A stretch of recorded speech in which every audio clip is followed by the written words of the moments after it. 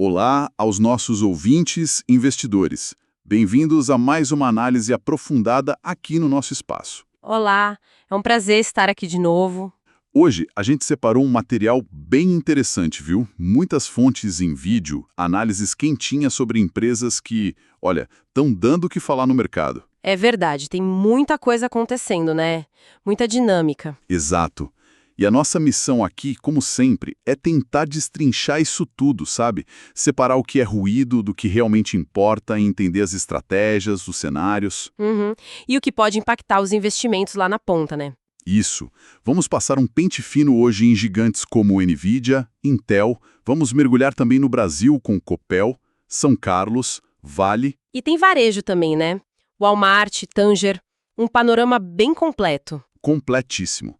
Preparados para essa exploração?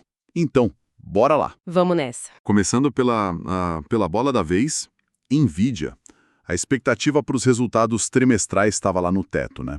As fontes que a gente viu confirmaram isso. Nossa, confirmaram e muito. As expectativas eram, assim, altíssimas mesmo. As projeções apontavam para um crescimento de receita anual perto de 50%. 50%? Uau! E lucros bem substanciais também. O grande motor disso, como as fontes detalharam bem, é o investimento pesado, massivo mesmo, em infraestrutura de inteligência artificial. Feito pelos grandes da nuvem, imagino. Microsoft, Amazon. Exatamente. Microsoft, Amazon, Google, eles precisam desesperadamente dos chips da Nvidia para construir essa capacidade de IA. Teve uma analista, a Marbel Lopes. Ah, sim. Ela resumiu bem numa das fontes. Disse que a Nvidia é vista hoje como o único jogo na cidade para ganhar dinheiro de verdade nesse nicho de infraestrutura de IA. Entendi. Uma posição quase de monopólio, então. Praticamente. Por isso, os resultados eram tão aguardados, vistos até como um termômetro para o mercado de tecnologia como um todo. Faz todo sentido. Mas nem tudo são flores, né? As fontes também apontaram para digamos, um calcanhar de Aquiles. A China. A China, com certeza. É um nó bem complicado. Chips específicos como o H20, aí tem o novo B30A, essa tarifa de 15% que os Estados Unidos colocaram. Como que as análises pesaram isso tudo? Olha, é uma situação que as fontes mostraram ser super complexa e que muda muito rápido, sabe? O governo americano até voltou atrás na proibição total do H20. Ah, é? Sim, mas aí impôs essa taxa de 15% sobre a receita que a Nvidia geral lá na China com ele.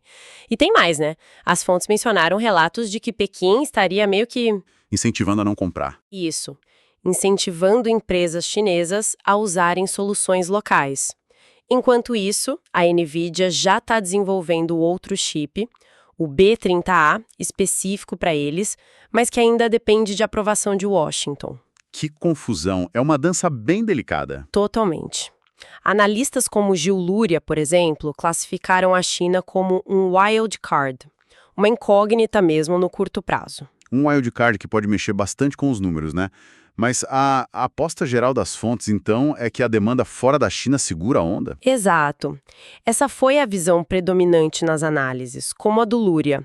A demanda global pelos chips da Nvidia, principalmente os mais avançados para IA, é tão forte, tão robusta, que conseguiria sustentar o crescimento da empresa, mesmo com essa turbulência toda na China.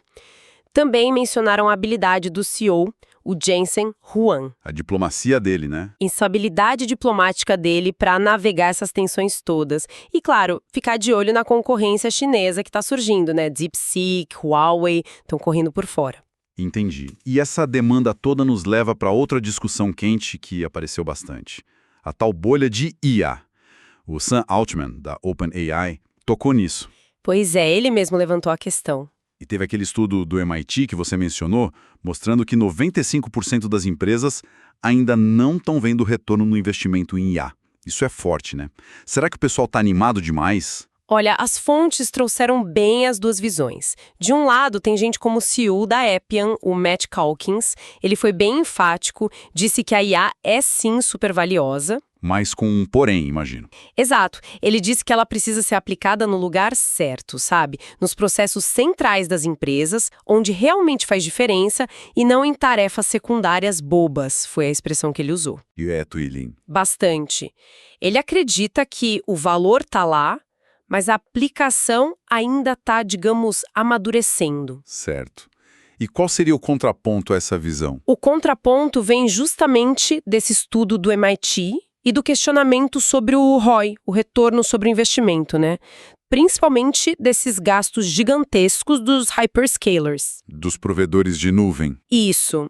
O Gil Luria usou uma analogia ótima para explicar isso, comparando com a corrida do ouro. Ah, eu vi essa. Como era mesmo? Ele disse que quem fabrica as pás e picaretas, no caso a NVIDIA, e quem aluga essas ferramentas, os hyperscalers, estão ganhando muito dinheiro. Faz sentido. Mas os garimpeiros, que seriam as empresas usuárias finais da IA, ainda não acharam ouro suficiente para justificar agora todo esse investimento. A aposta é que vão achar, mas depois. Exatamente.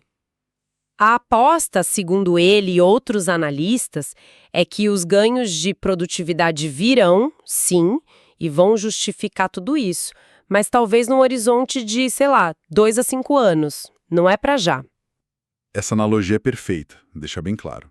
E falando em grandes investimentos e movimentos, teve a notícia do governo americano comprando uma parte da Intel.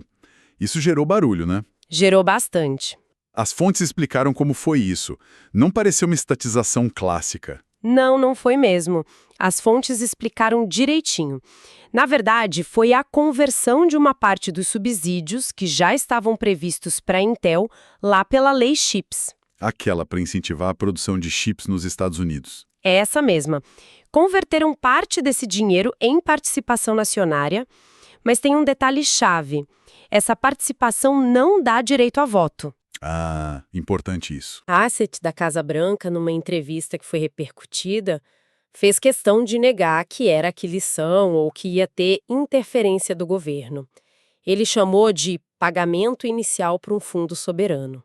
Um jeito do governo ter retorno no futuro, então. Isso. E curioso que até o Trump comentou defendendo a medida como um bom negócio para os contribuintes. E a visão dos analistas, tipo a Marbel Lopes que você citou, é que isso ajuda a Intel financeiramente, mas não resolve a parte tecnológica. Basicamente isso. A análise dela e de outros foi nessa linha. É uma forma de dar uma segurança financeira para a Intel, mais confiança para o mercado, sustentar o papel dela na estratégia americana, mas o atraso tecnológico continua lá. Exato. Os concorrentes, como TSMC ou a própria NVIDIA em algumas áreas, ainda estão na frente tecnologicamente. É um suporte importante, mas o desafio técnico para a Intel ainda é grande. Entendido. E além dessas duas gigantes, NVIDIA e Intel, teve mais algum destaque em tecnologia nas fontes? Alguma aposta diferente? Teve sim. O analista Paul Mix, da Freedom Capital Markets, numa das entrevistas, foi bem direto. Ele disse gostar de Meta, Alphabet, Amazon. Os suspeitos de sempre, digamos. Mas ele deu um destaque especial para AppLovin. AppLovin. Essa é menos falada, né? O que ela faz? Atua forte em publicidade digital e também em mobile gaming. O Mix citou o potencial de crescimento dela, as margens altas e um valuation que ele acha razoável. Por isso ele gosta da ação. Interessante essa dica da AppLovin. E do lado que ele não gosta, teve alguma coisa? Teve sim, ele foi bem claro. Disse que não é fã da Tesla no momento e tá meio cético com a Apple. Apple, por quê? Principalmente pela percepção de falta de crescimento e pela pressão de custos que ela pode ter ao tentar trazer mais produção para os Estados Unidos.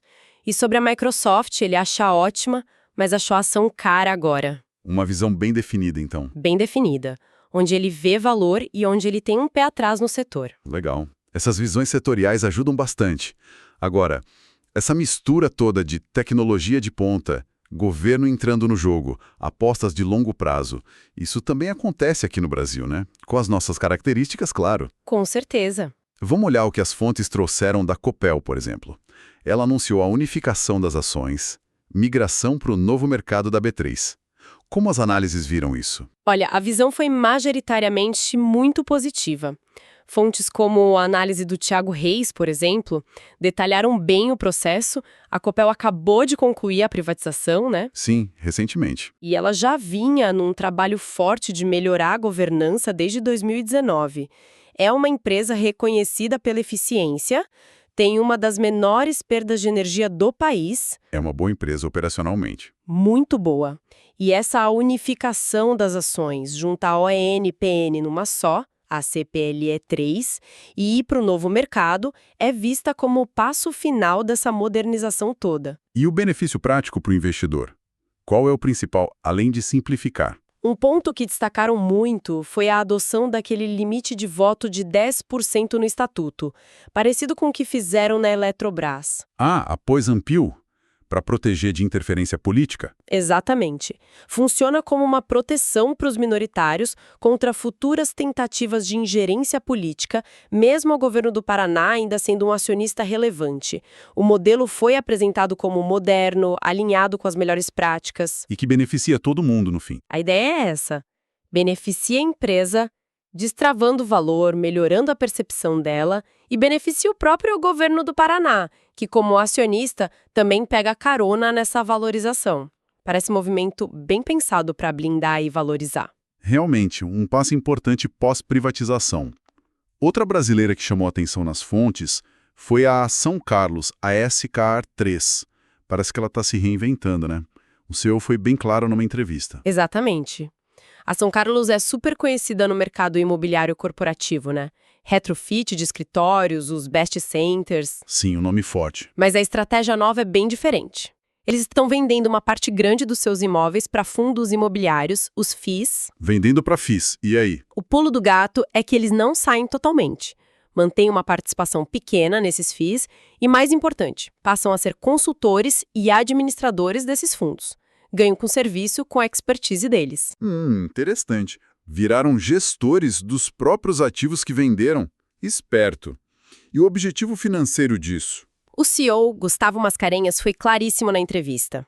Primeiro, destravar valor. A ação da São Carlos sempre negociou com um desconto enorme para o VPA, o valor patrimonial. Tipo 60% de desconto, né? Algo assim. Isso, por aí.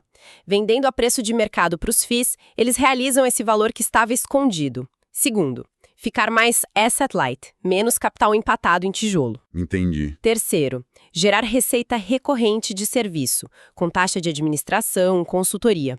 E por último, mas super importante para o acionista, gerar um caixa gigantesco com as vendas. Quanto caixa? As fontes falaram em negócios recentes que devem trazer cerca de 1 bilhão para o caixa até o fim do ano, e com potencial declarado de distribuir dividendos gordos. Uau! 1 bilhão!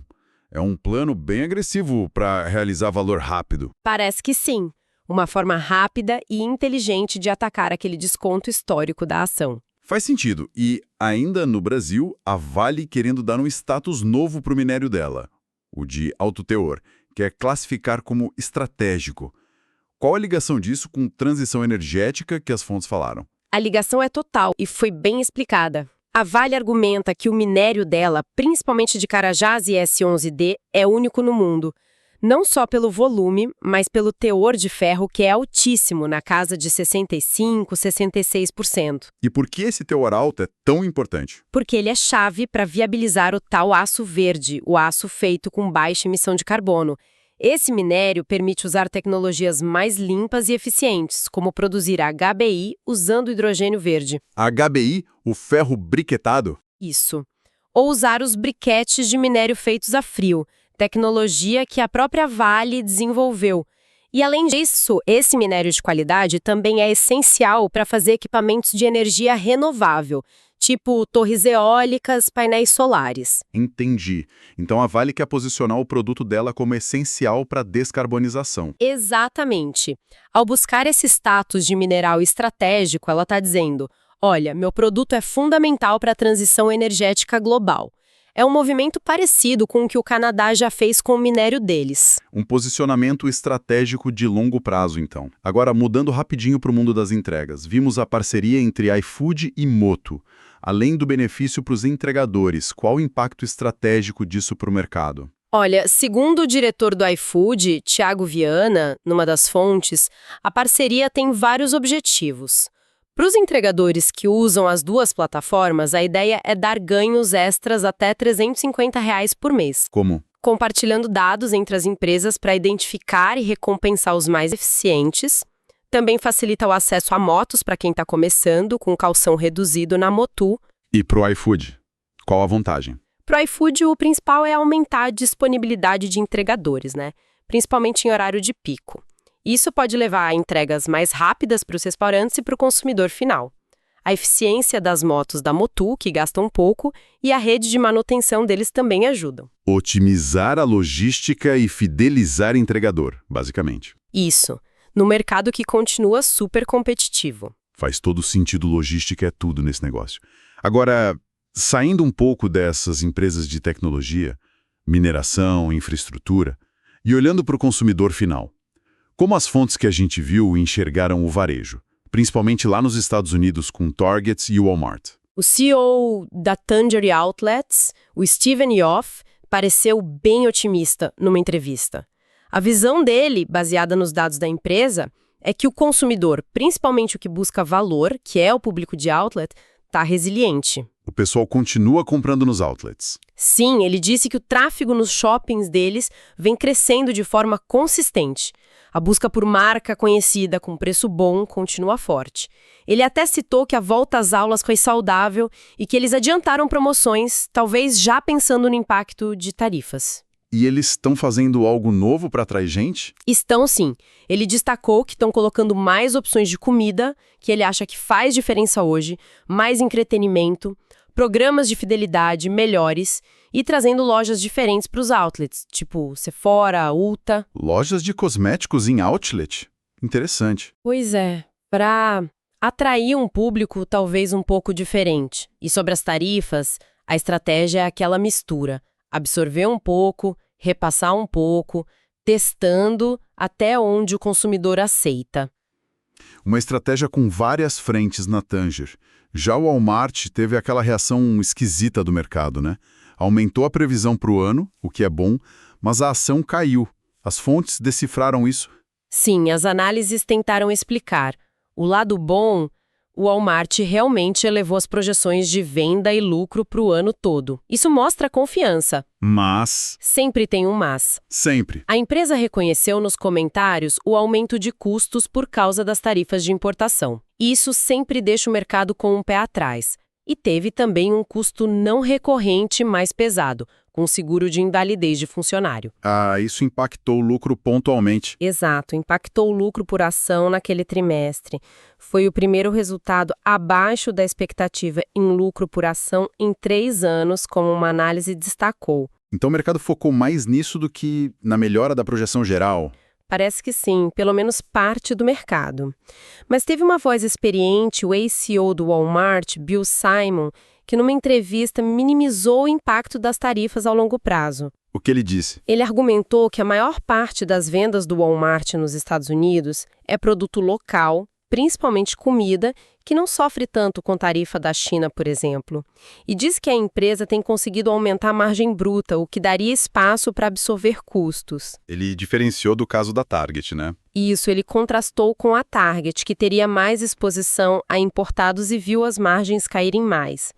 Essa questão das tarifas parece um fantasma rondando o varejo todo por lá. Entendido. E para fechar a nossa rodada de empresas rapidinho, o termo meme stock apareceu ligado a Open Door numa análise. O que caracteriza uma ação assim segundo as fontes? Olha, baseado na análise do Jared Blicker, da Yahoo Finance, que foi uma das fontes, meme stock geralmente é uma empresa com nome conhecido, que começa com preço baixo e, de repente, vira febre entre investidores de varejo. Aqueles que se organizam em fóruns tipo Reddit. Exatamente.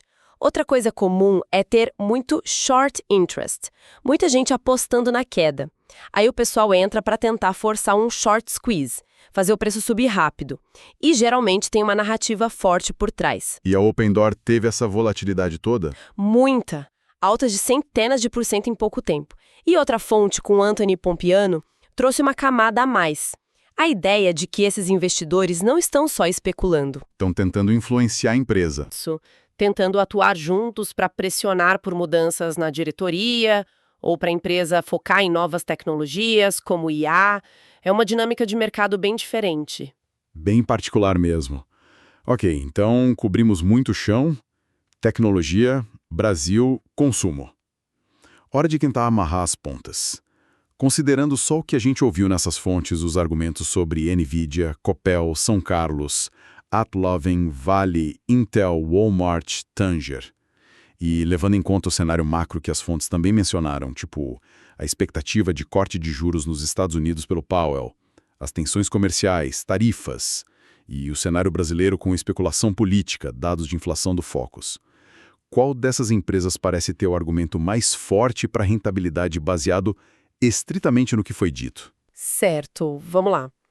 Fazendo essa análise focada só no que as fontes trouxeram, Claro, a força dominante em IA, crescimento projetado absurdo, mas as fontes também deixaram muito claro: valuation alto, risco China bem real e a dúvida sobre o ROI imediato da IA para os usuários. O histórico é bom, mas tem volatilidade e esses riscos aí. certo.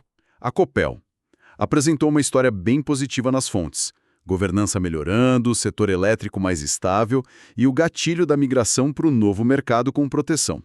A análise do Thiago Reis foi bem otimista nesse sentido de destravar valor. Parece sólido. A São Carlos.